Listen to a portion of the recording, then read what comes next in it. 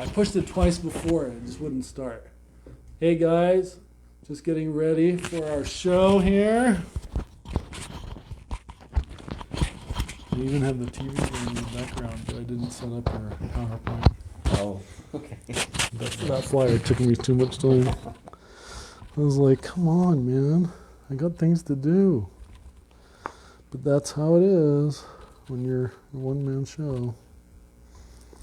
Yeah, that's the way I was the other day running around for that event you came to. It was at that point that I realized that I needed help.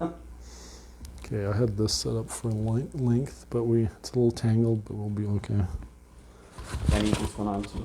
Yeah, that's for the podcast. Okay. And Facebook, you already have it on. We're live on Facebook. I haven't clicked the little button on the...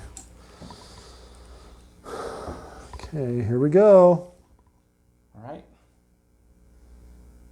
This is new.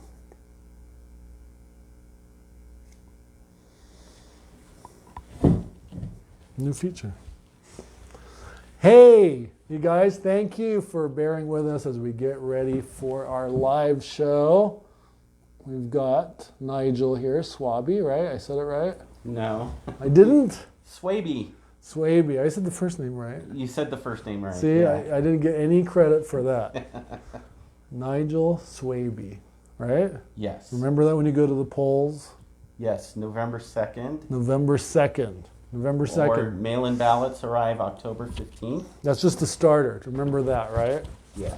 Even though we haven't talked about what, if you like the guy or not, but at least you remember the name if you don't know. A lot of people vote that way. I know that. They're like, this name's easy. I'll vote for him. And it's unique. John Smith. There are no other Nigels. There are no other Nigels. Certainly no other Nigels in my race. I don't think I've ever said Nigel before. No. Pretty sure. Otherwise, I wouldn't struggle so much with it. No, you struggle with my last name, not my first name. Oh, okay. Good. People normally get that one right, but I've been called a niggle before. Niggle, that's funny. Yes, yeah. Nigel Swaby. Swaby. Nigel Swaby. Okay, there's clapping in the background right now. All right. He's going to be talking about why he's running and his points of view, his platform on running for city council in Salt Lake City on the Ultra Perform show, where you're watching or listening to live right now. And he's in District 2, right? Yes. District 2. See, I remembered. I'm in District 5, right? That is correct.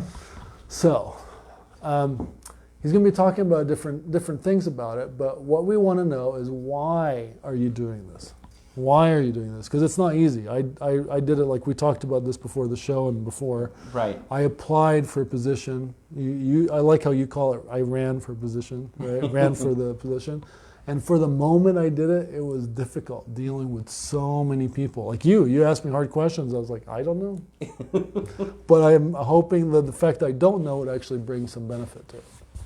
But why are you doing this? So the reason I'm running is because I grew up in that area, and District 2, just to provide some context, is on the west side of Salt Lake. It's part of 84116, so Fair Park, and then Glendale and Poplar Grove, which are 84104. It's a large district, and then it goes far west, all the way to 7200 West. Wow.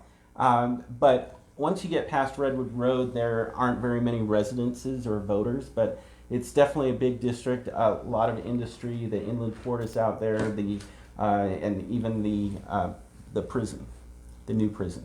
So the reason I'm running is I grew up there. I recognize those inequities that we've lived with for my entire life, and over the last 6 years, I've been very involved in my community. I'm currently chair of the Fair Park Community Council. I've been involved with some of the pushback against the inland port. I've been serving on city boards like the Police Civilian Review Board, and the opportunity arose, and I said, I really have to take this and go for it. What is the Police Civilian Board?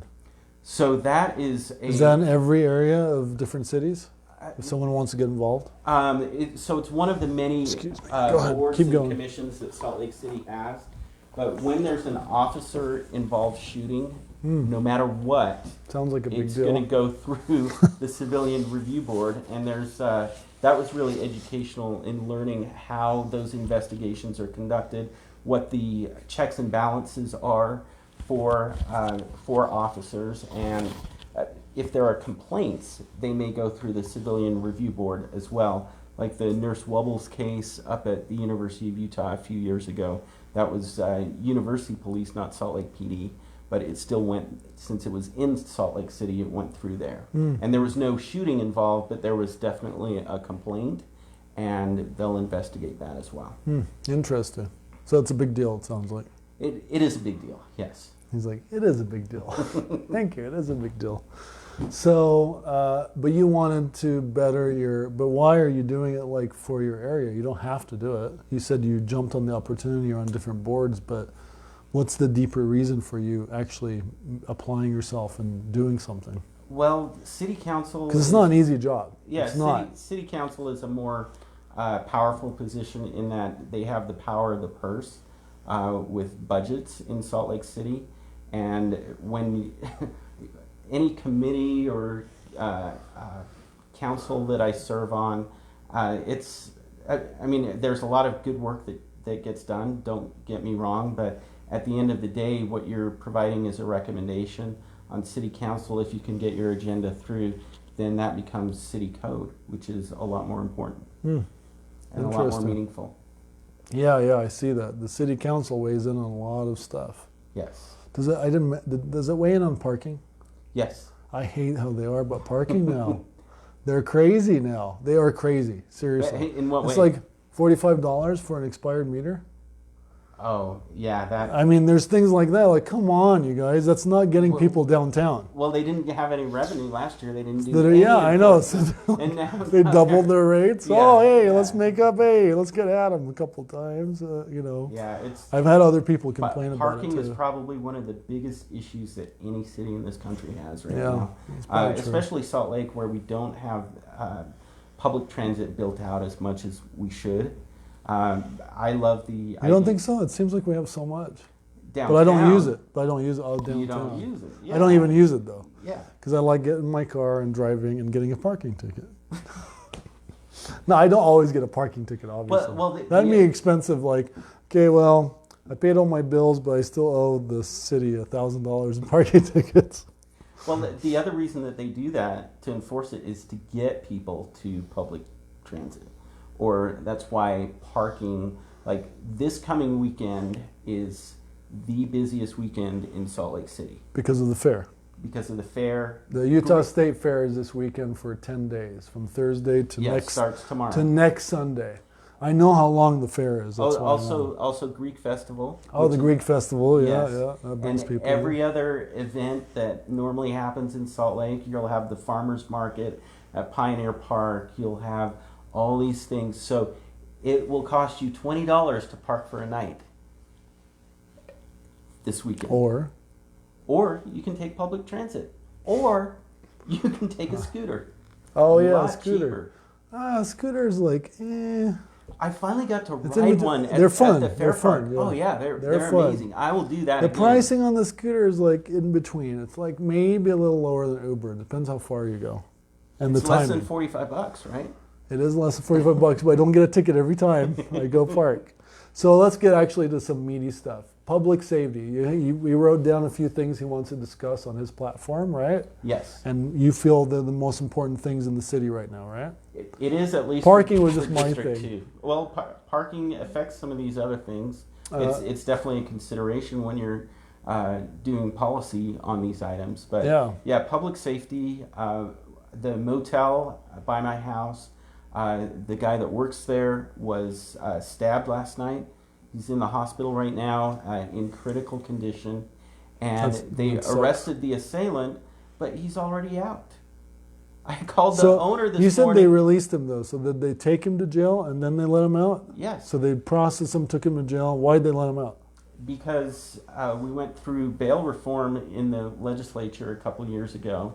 And I don't know what he was charged with, so I'm not going to speak as to whether he was charged properly or not. But regardless, most felonies in Utah, the bail has been drastically reduced.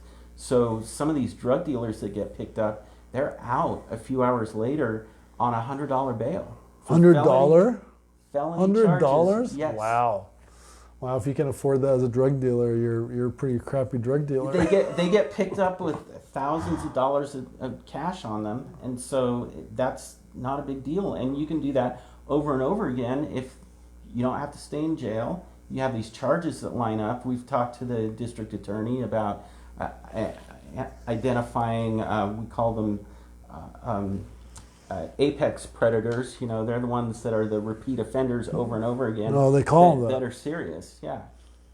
Interesting. So, what would you do to fix that? How would you fix So it? we have a systemic problem in that we have a city that's growing at 8%, and we have a police force that has been reduced over the last several years, either by transfers to other departments or retirements, or people quitting and getting out of law enforcement altogether, that far exceeds that 8%. So we're behind on police, and we need to replace them. In Salt Lake City, it's 9 months to go through training before you get a class out. And then it's another 9 months while they gain experience on the streets before they can go out on their own. So it's a lengthy process. It's costly as well. So we have to make sure to retain the officers we have, and part of that is going to be through compensation. Part of that is going to be towards just a positive attitude towards them. There's been some issues over the last year where government officials have said things that have not been positive, and they don't feel supported. And that's something that we need to work on as elected officials, is that we support the people that work for us. The second thing that we need to do is expand the ambassador program. They're working in my area on North Temple right now. They also work downtown. They are the yellow shirts that you see, and they provide aid to the homeless. They also provide security for business owners and travelers, and you can ask them directions. And they have a completely different approach to some of the panhandling and vagrancy issues that we have in Salt Lake. And if they run into problems, then they can call police. It gets more people on the street. A lot of this is about activating properties, particularly where we have the worst amount of problems. You've got abandoned houses that the city council years ago, over one issue, decided, well, you can't tear down a house until you have a building permit. Well, it takes 2 years to get a building permit. Why does it take so long? Because there's a planning process, there's public feedback, depends on the project. There's so many different things that go into it. Because you're building a permanent structure. So you want to have that and get public feedback, and it takes time. And we're still in a pandemic. We have those restrictions. We're short-staffed, and just because of the growth that we're having and the amount You of can't building even go to the city building still, right? I was there when I filed for candidacy, and having been there pre-COVID at least twice a week, seeing that empty except for the recorder's office was very eerie. Oh, is it? Yes, Yeah. yes. It's a cool building, though. It is. I love that cool building. So what do you plan to do with homelessness? Well, About homelessness. homelessness. We already have a lot of laws on the books. It's simply a matter of enforcing the law. But when you consider we have this shortage of public safety officers, then it becomes more difficult. There's also a fear of a lawsuit for not providing these folks a place to go.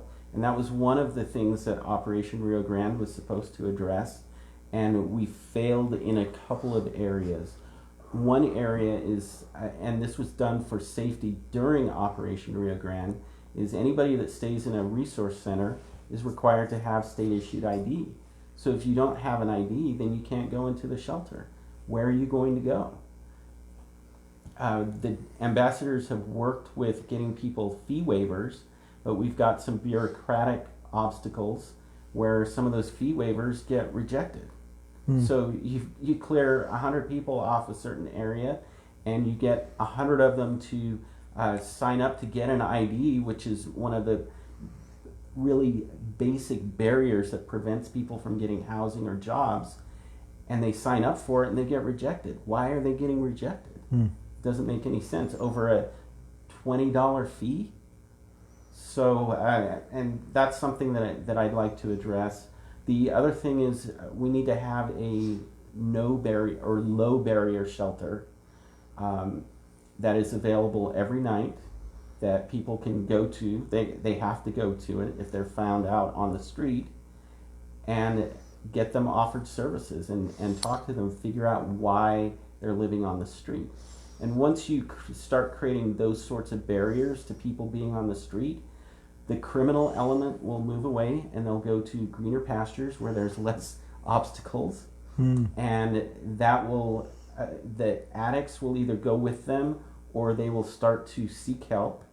And the most shelter-resistant homeless who find a sense of community in that environment will have that community taken away and hopefully find it either in the resource center or in some of the other programs that are offered out there. They'll be more open to programs when living on the street no longer is an option. Now, I haven't seen, like, I've seen little tent cities pop up, but I haven't seen any lately. And I drive around all over downtown. Just the past few weeks, I haven't seen much. Are they camping out somewhere else right now? They are. Are they in your district? Is that why? They are. There has been some recent efforts to crack down on those larger tent cities, and they've done abatements. But that's not really a solution in my mind. We have to stop them from when they start happening. They're still around. Some people go into shelter, into resource centers, but a lot of them are on the Jordan River, which is really unfortunate. There's one. So where that park is up the street here? All along the river, oh, all really? up and down. That would make sense, yeah. I've walked there after an abatement.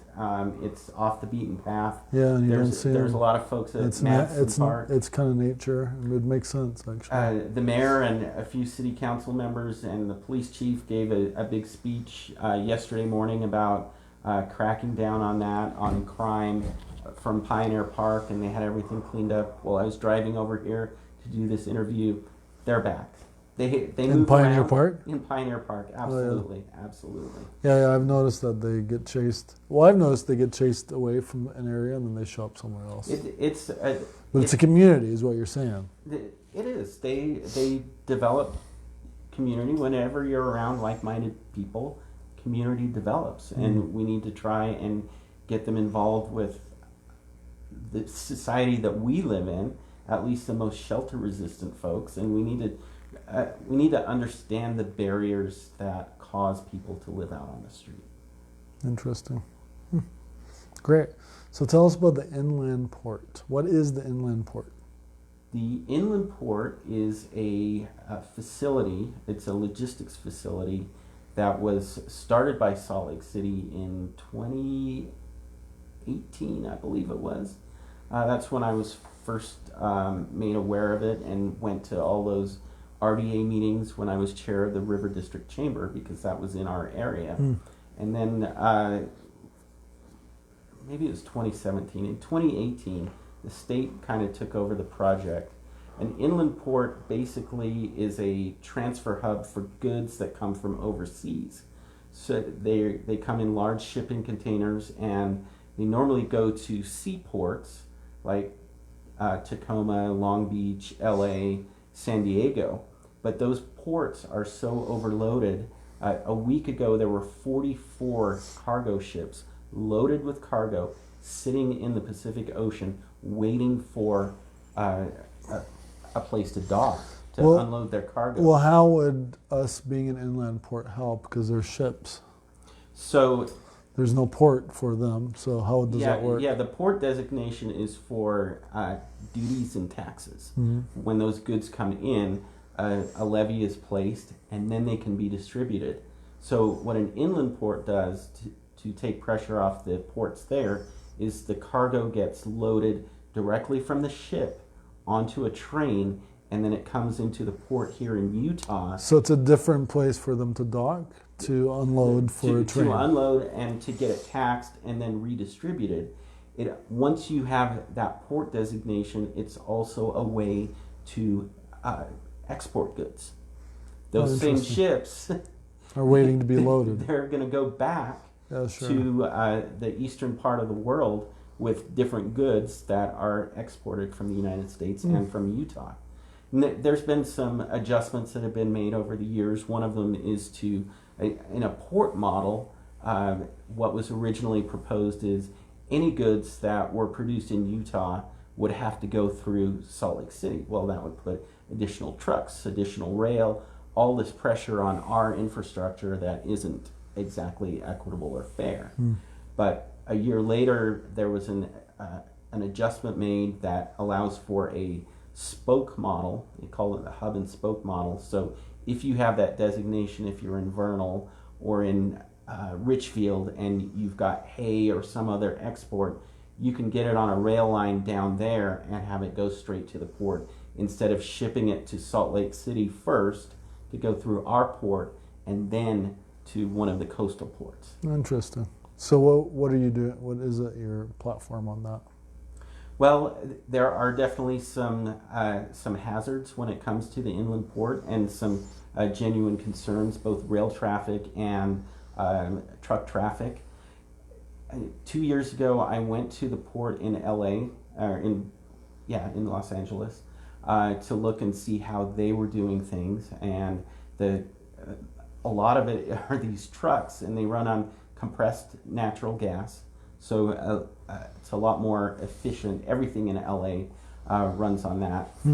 Any big vehicle, their buses, their semi-trucks, all that kind of stuff. So we're not talking about diesel emissions. And they cart these containers around. I mean, they're huge there. Sure. And they just drive back and forth in this loop within their port area to get from the ship to the warehouse, where it's unloaded and then put on the trains. Interesting. So there are definitely some valid concerns that opponents to the port have, but at this point we've got a port that is under construction. The building is there. It's been financed, approved by Salt Lake City Council, approved by the state. I don't think there's anything to stop it. However, and I've done this, Salt Lake City was tasked with zoning, and I submitted a letter of requests for zoning when I was chair of the River District Chamber regarding landscaping, for instance, where it doesn't make sense to require grass in that area when it's sandy, and we need to incorporate the existing environment that's there, which makes it a little bit more friendly. The other thing that I asked for is you have water runoff, so make sure that gravel is used and the environment is as close to what was there before. Use concrete only where that's necessary. Otherwise, when it rains, then you'll have unnatural runoff that will go in places that it's not supposed to go and can have environmental concerns. Interesting. And then the rail traffic, that's a big concern for me, because where I live, if there's a train, you get completely cut off on 9th West and 8th South, 9th South, 17th South. So those are things that affect our daily lives, commerce within our neighborhood. Interesting. And building another rail yard at the port will divert those trains and hopefully take a lot of them out of use. Eventually, I'm hoping that Union Pacific will decide that they don't need any of the hubs that they have on the west side in my neighborhood, and we'll be able to utilize that for some other higher and better purpose. Great. So tell us about, let's skip to minimum wage because we're running out of time, and you mentioned that was like a hot point right now. Yeah, so when we talk about what's going on in Salt Lake with the high cost of housing and the higher cost of living that we've ever had, but more stagnant wages, I think it's time to look at Utah is one of those states where they don't require, or they don't prohibit cities from establishing their own minimum wages. And the federal minimum wage has been stuck at $7.25 for over a decade, and it doesn't make any sense any longer. Yeah, Some- $725. Can you imagine making that? I mean, that's like $800, $900 take home, maybe. Yeah, A month. A month. Yeah. 40 hours a week. You can. How do you live on that? You can barely find a studio apartment for that in Yeah, Salt yeah. Lake City. You can't. And we're stuck in this environment where we have housing up here and the cost of living right here and wages are down here. There's not a reasonable way to bring these things down, but we can bring this up. So we need to look at creating a citywide higher cost minimum wage. There needs to be some study on it as to what that dollar amount should be. There also needs to be some study on it as to what carve-outs should be made. For instance, people under the age of 18, that's 16 to 18 year range, very entry level, that are not living on their own. Do they need that high cost minimum wage? Small businesses, if you're an employer that only has 1 or 2 employees, it can be burdensome to get your business started if you need employees. So we don't want to hurt small That's business. definitely true. I don't want to hurt small Yeah, business. that's definitely true. Um, It's hard as a small business in general to find anyone to work for you, even if you Absolutely. pay more. Absolutely.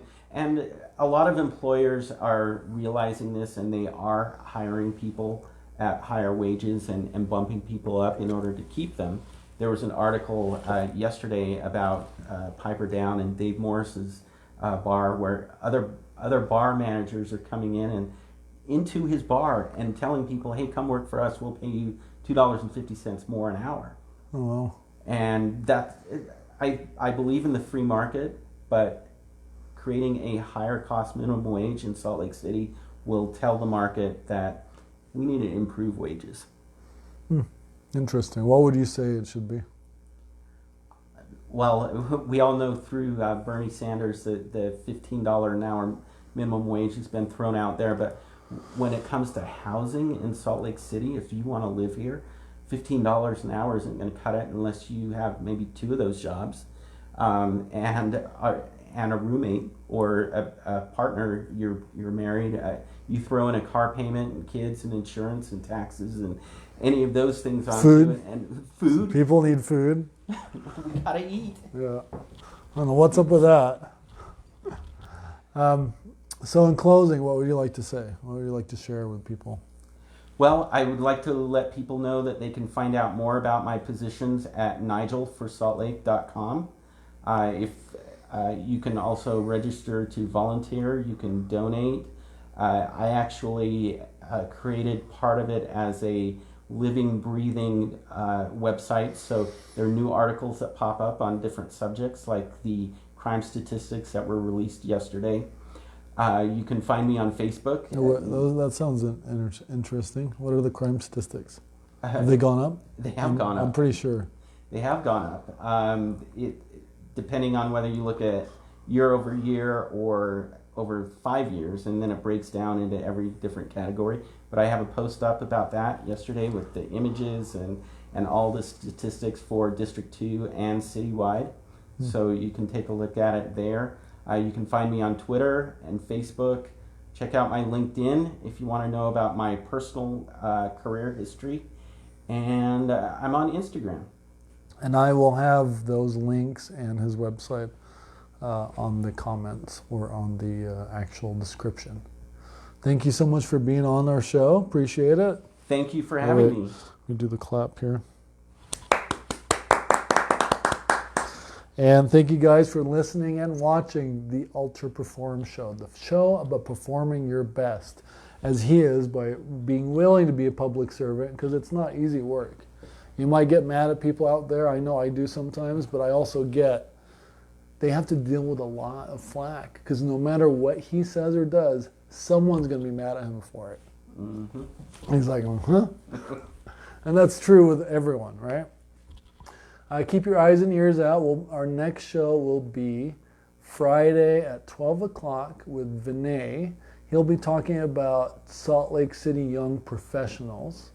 And we'll be live at noon for that show on Facebook, Instagram, iTunes, iHeart, all that. And keep your eyes and ears out for whatever else we're doing. and catch you guys later. Thanks.